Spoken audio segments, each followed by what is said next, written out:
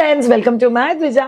एखाद्या आईची छाती जर छोटी असेल किंवा छातीतून दूध गळत नसेल तर त्या आईला दूध कमी असतं का? वाव.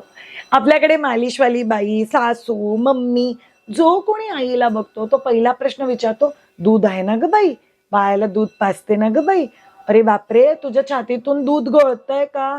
दूध गळलंच पाहिजे. आमच्या तर काळी इतकं दूध गळायचं, बापरे. आणि आईला इतकं टेन्शन येतं त्या गोष्टीचं. तर ह्या व्हिडिओमध्ये आपण डिटेलमध्ये जाणून घेऊयात की छातीची साईज किंवा चेस्ट साईज किंवा ब्रेस्ट साईज याचा अर्थ काय असतो, त्या ब्रेस्ट साईजचा दुधाच्या सप्लायशी काही कनेक्शन असतं का, आणि दूध गळणं हा काय प्रकार असतो, आणि ते ठरवतं का की तुम्हाला दूध पुरेसं आहे की नाही. ठीक आहे, या चारही गोष्टी आपण समजून घेणार. बाय द वे, मी आता काही डायलॉग मारले, तुम्ही यापैकी कोणता डायलॉग जर ऐकला असेल तर आम्हाला कमेंटमध्ये नक्की लिहून कळवा की तो डायलॉग ऐकल्यावर तुमच्या डोक्याची आग ही किती जास्त वाढायची. म्हणजे आपण म्हणतो ना, तळपयाची आग माझी मस्तकापर्यंत गेली, एवढं शूटलं ती गोष्ट सुरू होते. चला जाणून घेऊयात. पहिली आणि अतिशय महत्वाची गोष्ट, छाती छोटी असणं म्हणजे काय. सो गरोदरपणाच्या आधी तुमच्या ब्रेस्टची जी काही साईज असेल, ऑन एन ॲव्हरेज आउट अर्धा किलो इच, असं अर्धा किलो ते 1 किलोच्या मध्ये तुमची ब्रेस्ट साईज ही वाढते. त्यामुळे प्रेग्नन्सीमध्ये हेवीनेस वाटणं इज व्हेरी कॉमन, कारण तुमच्या ब्रेस्टमध्ये ते टिश्यू डेव्हलप होतात जे ब्रेस्ट मिल्क सप्लाय क्रिएट करणार. म्हणून हे खूप जास्त पॉझिटिव्ह आणि हे व्हायलाच पाहिजे.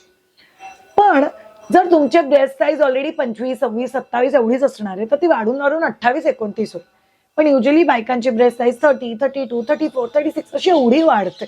त्यामुळे ज्यांची छातीची साईज छोटी असेल, जसं माझी ब्रेस्ट साईज ही छोटी आहे, मला गरोदरपणात पण ब्रेस्ट साईज एवढीच होती, मी डिलिव्हरी केली, बाळंतीण 3 झाले तरी माझी ब्रेस्ट साईज एवढीच होती, माझी ब्रेस्ट साईज कधी वाढलीच नाही. तर मला सगळेजण म्हणायचे, एवढ्या छोट्या छातीत त्यांना अगदीच कमी दूध बसेल. काहीही संबंध नाही.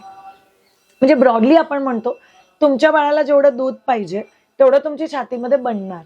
त्यामुळे तुमची छाती जर छोटी असेल किंवा ब्रेस्ट साईज छोटी असेल, याचा अर्थ हा होतच नाही की तुम्हाला दूध कमी आहे, किंवा तुमच्या ब्रेस्ट साईज छोटी असण्याचा अर्थ हा पण होत नाही की तुमच्या बाळाचं पोट भरत नाही. म्हणून प्लीज टेन्शन घेऊ नका. पण यस, ज्यांची ब्रेस्ट साईज छोटी असते त्यांना एंगॉजमेंटचा त्रास होऊ शकतो. म्हणजे छाती खूपच कडक होतीये सारखी सारखी. यस, कारण ब्रेस्ट साईज छोटी असल्यामुळे थोडंसं जरी दूध भरलं तरी छाती कडक होते, हेवी होते, थोडीशी जड लागायला लागते. That's considered absolutely normal. म्हणून त्या गोष्टीसाठी काही जास्त टेन्शन घेऊ नका. पार्ट 2 पण तेवढाच जास्त महत्वाचा आहे. शिवाय मला सगळी लोक विचारतात, छाती गळतीये का किंवा छातीतून दूध गळतंय का. आता दोन्ही गोष्टी महत्वाच्या आहेत. जर तुमची छातीची साईज छोटी असेल तर युजली छाती गळते. म्हणजे तुम्ही उजवीकडून पाजताना डावीकडून छातीतून दूध लीक होणार आहे, किंवा तुम्ही डावीकडून पाजताना उजवीकडून छातीतून दूध लीक होणार आहे. दोन्ही गोष्टी नॉर्मल कन्सिडर केल्या जातात.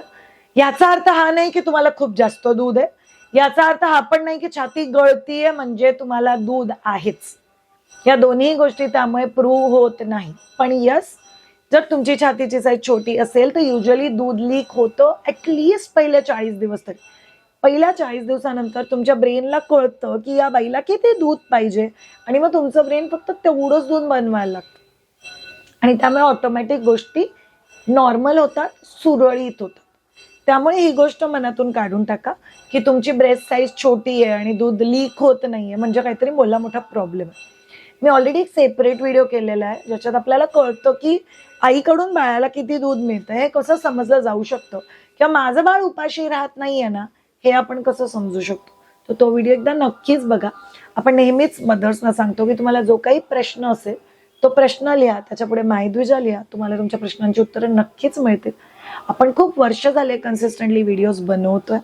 आपल्या मायभाषा मराठीमध्ये व्हिडिओ करायचं एक खूप सिम्पल गोष्ट होती. मला असं वाटतं की मी मराठी छान बोलू शकते, मी मराठी मीडियम शाळेतली मुलगी आहे, आणि म्हणून मला वाटतं की आपण असा एक व्हिडिओ करावा आणि असं एक चॅनल असावं जिथे आपण मराठीत लोकांना या गोष्टी शिकवू शकतो. म्हणून जर तुम्हाला वाटत असेल की ह्या व्हिडिओतून तुम्हाला काही शिकायला मिळालं तर चॅनलला नक्की सबस्क्राईब करा. आम्ही तुमच्यासाठी छान छान चांगले चांगले व्हिडिओ करत राहूच, आणि बघत राहा मायद्विजा.